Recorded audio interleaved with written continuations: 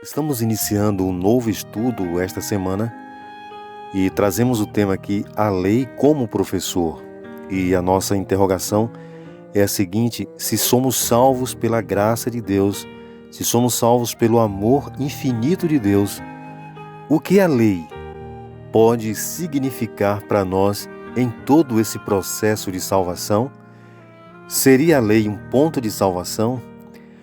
Nós vamos aprender através desse estudo de hoje qual é o papel da lei de Deus nesse processo de união do divino com o humano, do resgate do pecador. E aqui, através do nosso verso para memorizar, nós já temos uma noção do significado da lei de Deus. Deuteronômio 6, verso 5, onde lemos: Amarás, pois, o Senhor teu Deus de todo o teu coração, de toda a tua alma e de toda a tua força. Embora a lei não nos salve, veremos o que ela ainda nos ensina sobre fé, graça e o amor de Deus pela humanidade caída. Ou seja, qual é o papel da lei, qual é o lugar da lei neste processo de salvação pela graça de Deus. A Bíblia nos ensina que devemos amar e temer a Deus. O livro de Deuteronômio contém as últimas palavras de Moisés a uma nova geração em Israel, aquela que finalmente entraria na terra prometida. Nós sabemos que Moisés, ele foi substituído por Josué. E quando estava chegando a hora de acontecer essa substituição, Moisés começou a se preparar e se preocupar com o povo. E uma das estratégias de Moisés foi que a lei de Deus estivesse gravada na mente e no coração do povo. Para obedecermos a Deus, é preciso termos a ideia do que significa temer ao Senhor. Quando lemos Deuteronômio 31, 9 a 13, vimos o significado de temer ao Senhor. Segundo o relato, temer a Deus significa reverenciá-lo e respeitá-lo como Senhor. Assim, Deus é um educador longânimo. Ele ensinou, repetiu, enviou profetas e usou seus servos para transmitir a sua mensagem. E fez isso repetidas vezes. Deus jamais pede algo de nós sem que antes Ele nos tenha dado. Deus jamais exige algo de nós sem que antes Ele já nos tenha honrado com a sua presença e, através dos seus profetas, com as suas informações. Quando Moisés ficou sabendo que estava prestes a morrer, ele estava ciente da situação que deixaria para trás. Moisés sabia que após sua morte, os israelitas entrariam na terra prometida, na Canaã que eles tanto desejavam, e temia que após os israelitas tomarem posse dessa terra, eles se rebelassem. Pensando nisto, Moisés começou a fazer alguns preparativos.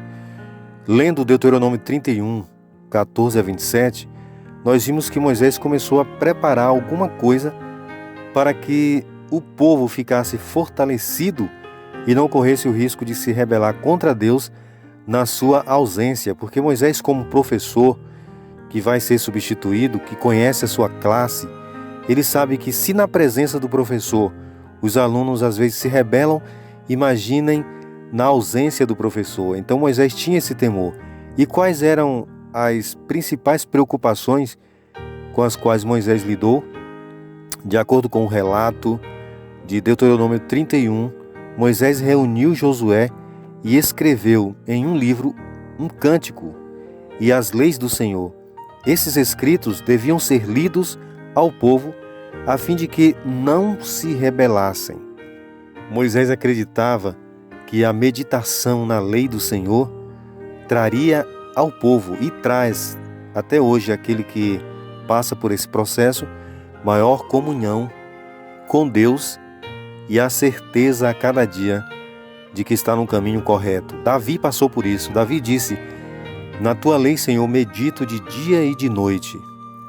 E esse processo da substituição de Moisés aconteceu, e Josué foi o seu substituto, e Deus deu um conselho a Josué para que ele pudesse ser bem-sucedido. Qual é o segredo do sucesso?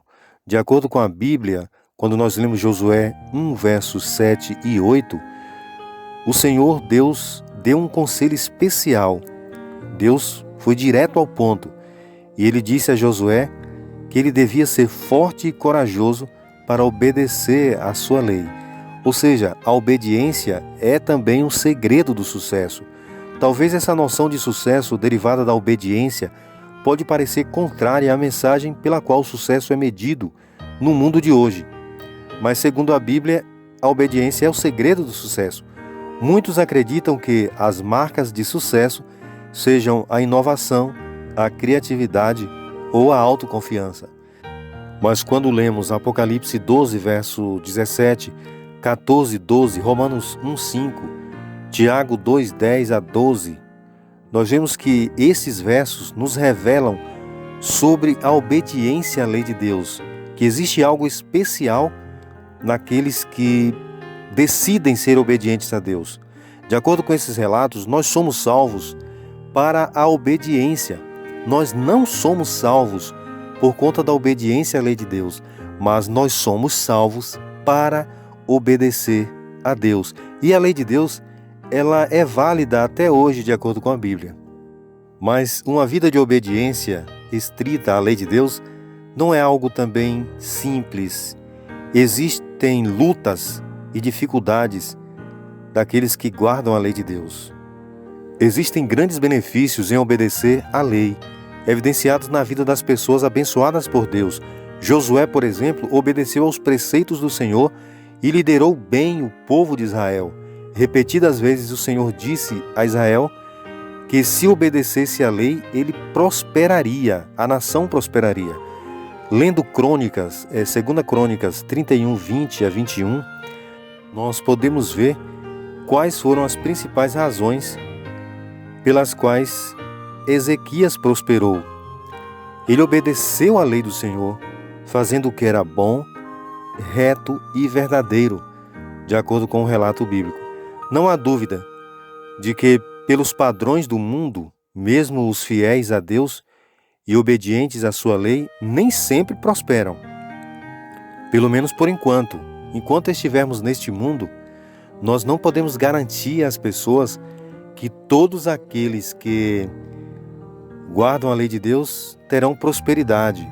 Enquanto estivermos neste mundo, estaremos sujeitos às consequências do pecado que existe nele. Prestaríamos um desserviço aos nossos alunos se afirmássemos o contrário. Jesus é o nosso grande exemplo de uma vida de obediência. Jesus Cristo, o Filho de Deus, foi o único ser humano a viver em perfeita obediência ao Pai, em perfeita obediência à lei de Deus. Ele fez isso para que pudesse ser não apenas o nosso substituto, o que ele era, mas também o nosso exemplo. A vida de Jesus é uma vida inteira de sucesso. Jesus não experimentou fracasso justamente porque ele jamais quebrou a lei de Deus, mas o seu ato de submissão ao Pai foi sempre presente nos seus 33 anos. Quando lemos Lucas 2, 51, 52, Filipenses 2, 8, Hebreus 5, 8, João 8, 28 e 29, estas passagens nos relembram a obediência de Cristo ao longo de sua vida. Jesus foi obediente e submisso desde a sua infância até a sua morte na cruz. E talvez esteja falando para alguém que até discorde do que eu estou falando, mas eu estou falando de acordo com a palavra de Deus. Se você verificar a vida de Jesus, você vai ver que foi uma vida de obediência, obediência ao Pai. Mas algumas religiões cometem um desatino de acusar Jesus Cristo de que ele veio revogar, de que ele veio quebrar a lei de Deus. Mas eu diria que isso não é intencional, não é maldade das pessoas, é apenas uma má interpretação da Bíblia, porque tem gente que lê a Bíblia, mas não entende. Eu gostaria até de aconselhar que você leia a palavra de Deus com oração, pedindo auxílio do Espírito Santo, e você vai compreender que a vida de Jesus foi uma vida de exemplo e de obediência à lei do Senhor. O amor é a base de tudo. A base da criação e redenção é o fundamento da educação verdadeira. Isso se evidencia na lei que Deus deu como guia da vida, O primeiro e grande mandamento é: amarás o Senhor teu Deus de todo o teu coração, de toda a tua alma, de todas as tuas forças e de todo o teu entendimento. Lucas 10, 27. Semelhantemente ao primeiro, é o segundo mandamento: amarás o teu próximo como a ti mesmo. Mateus 22, 39. E aqui nós vimos que de forma inteligente o próprio Jesus Cristo resumiu o significado da lei. Os 4 primeiros mandamentos da lei de Deus, ela tem a ver com o amor que nós expressamos para o próprio Deus.